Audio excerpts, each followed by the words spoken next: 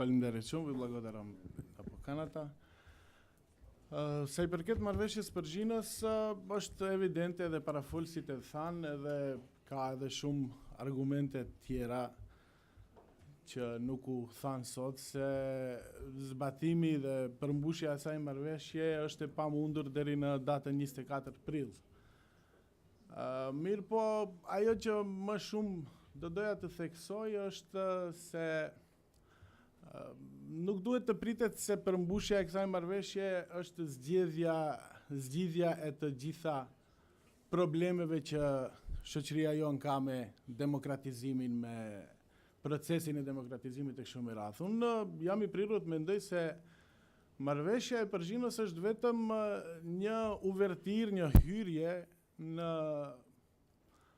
zbatimin e masave nga raporti Pribes, dhe kjo marrëveshje do të siguroj minimum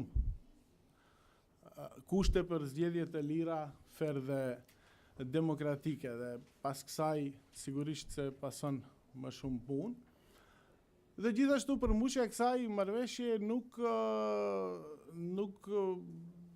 besoj se nuk duhet të përjetohet si fitore apo dështim e njërës apo tjetrës palë. Ajo që është imperativ është që këta zgjedhje të ardhshme pas përmbushjes së kushteve minimale të jenë të lira, fer dhe demokratike. Më pak e rëndësishme është kush do të fitojë në ata zgjedhje.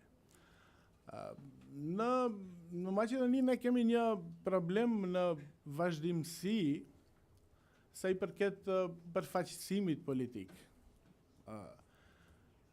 Pluralizmi duhet të sjellë parti me më shumë parti me ideja, me alternativa, programe politike, të cilat do të konkurrojnë dhe do të shfaqin një përjetësi, identitet, integritet të tyre politik, por mbi të gjitha të cilat do të ndajnë partin nga shteti, nga pushteti.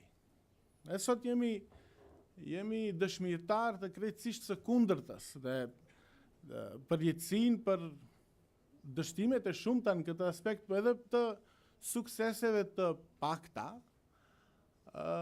I kanë padyshim më së tepërmi partitë e mëdhaja, më të mëdhaja politike,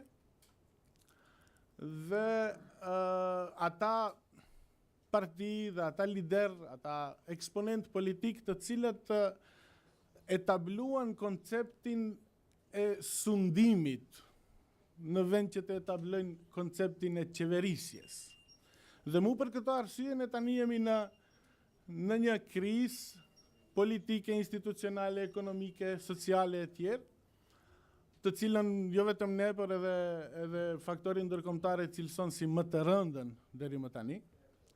Dhe besoj se në nevojitën dhe në Maqedoni është domosdoshme të ketë një ngritje të nivelit të përjetësisë qytetare në aspektin e nivelit intelektual, jo të përjetësisë individuale, dhe për fund